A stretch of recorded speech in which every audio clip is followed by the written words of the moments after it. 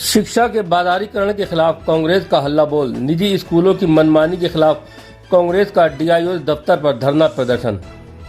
शिक्षा जिसे हर अमीर और गरीब का बुनियादी अधिकार माना जाता है, आज वो एक बड़ा व्यापार बनती जा रही है। निजी स्कूलों की बढ़ती फीस और मनमाने खर्चों ने आज आम माता पिता की कमर तोड़ कर रख दी है। इसी गंभीर मुद्दे को लेकर आज कांग्रेस पार्टी सड़कों पर उतरी। कांग्रेस कार्यकर्ताओं ने जिला विद्यालय निरीक्षक कार्यालय पर जोरदार धरना प्रदर्शन किया, बल्कि उपवास रखकर अपना विरोध भी दर्ज कराया।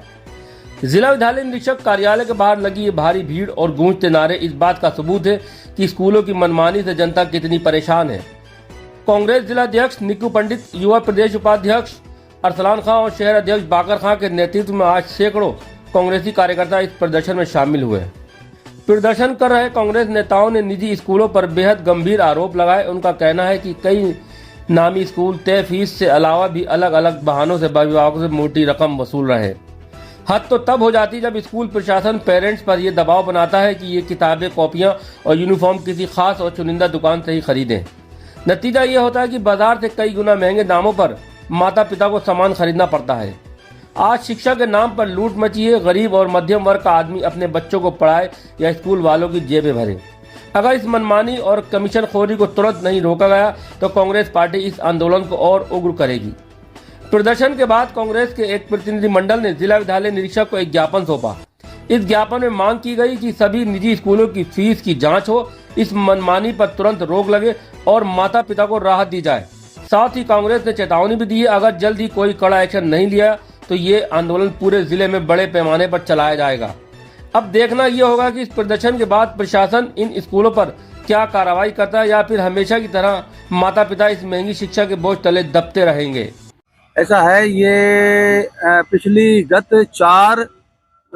चौथे महीने यानी अप्रैल में 10 अप्रैल को शहर कांग्रेस कमेटी के अध्यक्ष इनके नेतृत्व में एक ज्ञापन दिया गया था। ये जो मनमानी है प्राइवेट स्कूलों की फीस को लेके और किताबों को लेके और ड्रेसेस को लेके जो मनमानी है, अपनी मर्जी से उन्होंने दुकानें तय कर रखी हैं, मनमाना पैसा वसूल करते हैं। ये एक तरह से ये पूरे शिक्षा माफिया पूरी तरीके से सक्रिय हैं।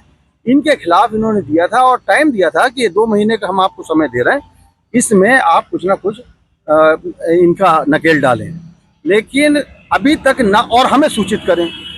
2 महीने हो गए और 2 महीने में आज तक 2 दिन बाकी हैं। अभी 2 महीने में आज तक उन्होंने हमें सूचित नहीं किया कि उन्होंने क्या कार्रवाई की। आप एक बात समझ लीजिए कि एक तरफ तो प्रधानमंत्री ये कहते हैं कि सोना मत खरीदो, पेट्रोल कम खर्च करो, और ये जो लूट मचा रखी है शिक्षा माफियाओं ने, इस पर नजर है सरकार की। ये सरकार का संरक्षण प्राप्त लोग हैं और ये मनचाहा पैसा वसूल कर रहे हैं। आम जनता को मीच के रख दिया है, सूत के रख दिया है, नोच के रख दिया है।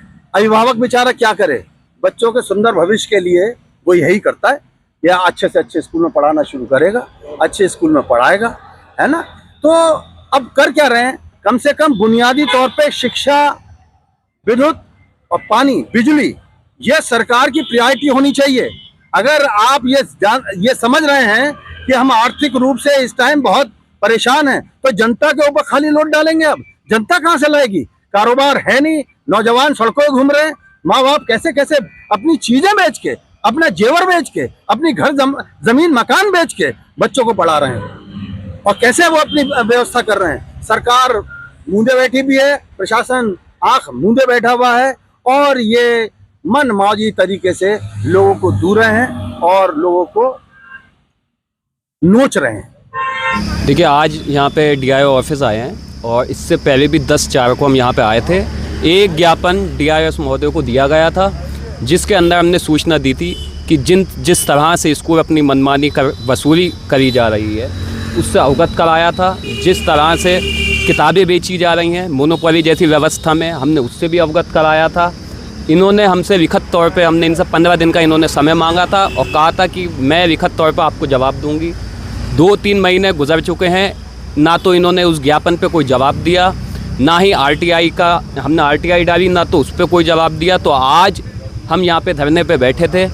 धरने पे बैठने का हमारा विषय यहाँ के बच्चों का मुस्तकबिल को बेहतर करना है। यहाँ का एक एक बच्चा जैसे जैसे उसका माँ बाप अपना पेट काट के उसकी फ़ीस जमा करता है, वो बच्चा जो सपने देखता है स्कूल में जाके IAS IPS बनने के, तो उन बच्चों के ख्वाबों का सवार था। हम यहाँ अपने लिए नहीं बैठे हैं, यहाँ पे अपने बच्चों के लिए नहीं बैठे, हम आपके बच्चों के लिए, यहाँ मौजूद जितने लोग हैं उनके बच्चों के लिए, यहाँ के नागरिक के एक एक बच्चे के लिए, शहरवासियों के, हम उनके लिए यहाँ आए हैं। और उनके मान सम्मान का जो हमारी जंग है DIOS महोदय के साथ, वो जारी रहेगी। चाहे इनके हाथ में ये मुकदमा लगवाना चाहें, हम पे मुकदमे भी लगवा सकती हैं, कोई हम मुकदमों से नहीं डरते हैं। कांग्रेस का जो सिपाही है वो कभी मुकदमे से नहीं डरता है। चंद मुकदमों की सियाई हमारे हौसले नहीं तोड़ सकती, ठीक है। वो उनकी इच्छा हो मुकदमा लिखवाने की, वो मुकदमा भी लिखवा सकती है, हमें कोई उससे डर नहीं है। कौन सा नहीं है, सब हैं।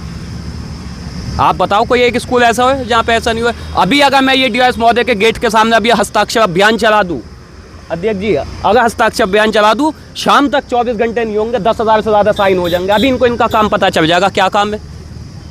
इन्होंने ये कहा ना, कहाँ है ऐसा सबूत हम देंगे, सबूत हमारा काम है देने का। आपको एक एजेंसी दी गई, आपको अधिकारी बनाया गया DIOS का, ये काम हमारे हैं, तनख्वाह हम लेते हैं या तनख्वाह वो लेती हैं? तनख्वाह वो लेती हैं तो ये अधिकार उनका है हमें जवाब दे। हम जनता के लोग हैं, टैक्स देते हैं तो इनकी तनख्वाहें जाती हैं।